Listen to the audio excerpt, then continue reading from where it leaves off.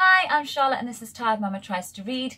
So I'm going to do a little reading vlog for the last week. I've read one book that is amazing, and I've read a few, well, I'm reading the Victober reads, so I was going to share that with you. Okay, so the book I'm going to tell you about is An Account of the Decline of the Great Auk According to One Who Saw It. That is by Jessie Greengrass. So I've already read one Jessie Greengrass book this year and it was one of my top reads. And now I'm just blown away by this one. So this is a collection of short stories. I'm always keen to get into short stories, but then I don't actually get round to it. But this was amazing. So these are, I'm just going to find a little bit to read to you. One of my favourite ones was the one called All the Other Jobs. And as a massive procrastinator, I often spend time wondering about what else I could be doing. I don't know if you can relate to that. So this one is a little bit deeper than that. It's all about how she can fix her life and fix the person she is if she just did this other type of job. So I can totally relate to that. She thinks of being things like a lighthouse keeper or working in Alaska, looking after some sort of science station. It's so hard to sort of describe how that would make an amazing short story. It's her prose, basically. Her prose is just out of this world. So, yeah, here we go. I would begin to plan in great detail the life I could have if only I accepted one of these other jobs. I would see how much better things would be, how much fuller my days would become, how much more useful. I would see all at once how I myself might be if only I weren't what I was. Yeah, it's all about sort of doubting herself, feeling that she's sort of at the crux of her problems and she doesn't know how to sort of get out of it, all of which I can relate to. Here we go. Where are we now? Yeah. Yeah, here we go. So she imagines that moving away wouldn't be about running away. It would be a sloughing off, a removal of the messy and extraneous, not the shedding of an outgrown skin in favour of a temporary vulnerability, hardening swiftly into repetition, but the moth shedding of its chrysalis, an emergence into a new and better life from the crabbed shell of the old. I could attain the form I would have taken if only I had grown true. Removing myself into these other lives, I could become the version of myself that had existed in potentia before I was given reign over myself and fucked it up. I just love it. It's amazing. Everything about it is good and all the stories just go on to be that good.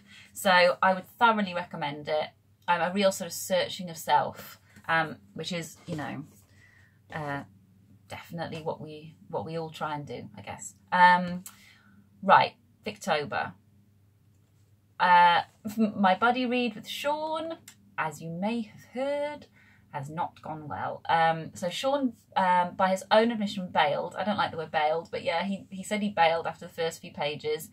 And I said, right, okay, it's not great, but I'm going to carry on mostly because I just thought maybe the plot, which you know I hate plot, but I thought maybe the plot and just the very nature of a woman being so brash and saying, I'm going to go out and do this for myself, you know, maybe that would be enough to make it worthwhile. Like the first line is, I've heard people say that men are more apt to be of an adventurous disposition than women, but that is an opinion from which I differ. You know, that kind of attitude, that kind of pluckiness, I thought, okay, that might be worth it. As it turns out, it's not. And I've read, I've gone up to my usual 50-page limit, which is what I always give books if I'm really struggling with them. And I am now, I'm afraid, going to ditch it. I'm devastated. I'm actually probably going to take this back and swap it for another book because it's not damaged at all. And I kind of resent the fact I paid $10.99 for it. If I had more time, I could get into a massive discussion about this. But what I will say is this is what university can do to you when you're a reader. When you're a reader and you do English literature, you're so desperately trying to find something that has a line or a theme that will fit in with what argument you're trying to make, that you actually forget to look at whether a book is written well. And this is definitely an example of something that I would have probably plundered for whatever I needed, especially if I was writing a book on an essay on feminism. I would have plundered it for quotes, and people have done the same. You know, it's being written about. Amy Dillwyn is is a pretty famous writer, and I might have just picked up a dud, I don't know, but the prose is not good, and it's really nice actually for me to now be able to look at books with the eye of whether they're written well, which I haven't done for so long. I can't tell you how many books I've probably read and I haven't even enjoyed them, but God, they've been useful for whatever argument I'm trying to make. So this was a definite lesson in that, and I'm sad that it didn't work out for me and Sean, but we've actually got a few other books up our sleeves that we're talking about. So it's not the end. It's not the end of my buddy reads.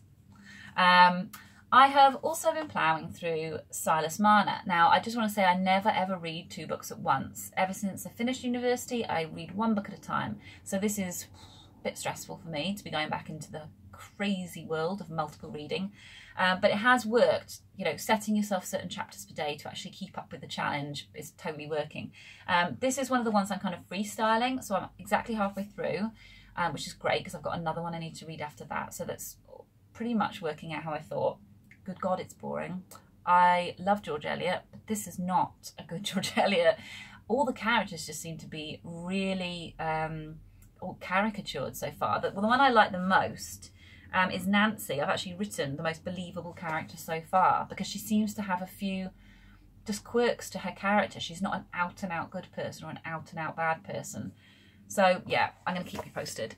I am also reading Jane Eyre, which is what really made me give up on the Dillwyn, because when you compare the prose, it was just really shocking. And actually, Sean totally stole my idea because he did a comparison of the prose of a description of was it a stepmother in Dillwyn and Another, and so weirdly, I'd marked out a description of the mother and a description of the mother of the stepmother in here.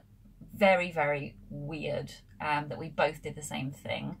Yeah, so I'm not going to bother doing that now because Sean's already illustrated that the writing wasn't the best. But Jane Eyre is awesome. I've obviously read it before. I'm not obviously, but it just seems like the sort of thing I probably would read, and I did. But yeah, it's incredible. Seeing so much more to it now. Oh, I want to come back to something. These auditions are amazingly beautiful, and it's totally BookTube that made me do it on this occasion. Yeah, that phrase Bandy's about. Instagram made me do lots of things in this shed, and BookTube made me get this edition. If you heard a scream sometime last week, it was me realising that these don't come with notes. Like, I've got this one and what's the other one? The Time Machine, and I was like merrily looking through them before I started, and they don't have notes. How do you read these without notes? I like have heart palpitations just thinking about it. So many times in this, I get to a bit and I'm thinking, I have no idea what that is, and I can't turn to the back. Whereas this one, thank the Lord, this is how I roll. One bookmark in the back where the notes are, which keeps falling out, and then eventually gets replaced by like my finger being wedged in there whilst I'm actually reading, and then the bookmark to mark where I am. So this is, you know, a far more sophisticated way of reading, I feel. You know, constantly flicking back. That's the way forward. So yeah, I'm enjoying that. And then I've got a stack of books that I have bought. I've gone ridiculous this month. I'm not going to go into the whole stack. I think I'll do a different video. But what I will say is I have bought Wives and Daughters on behalf of Victober, but I think I bought it far too late. I knew it was big. Yeah, I did know it was big. I didn't know it was 650 pages big, which I think it is, isn't it? Something like that. And I think you were meant to read 2 chapters a day if you wanted to keep up. Yeah. What are we now? Are we the 7th? Yeah, that's. I'm not going to be able to read 14 chapters and catch up on that. But I think I will try and read it before Christmas because everyone I respect on YouTube is really enjoying it. So, okay. That is it. I'm done for the day, and I'm going to go enjoy this autumn sunshine while it lasts because I live in the rainiest city in the UK, so probably we'll be back to normal tomorrow. Okay, I hope you're having a good Victober or any other reads that you happen to be doing, and I'll see you soon. Bye!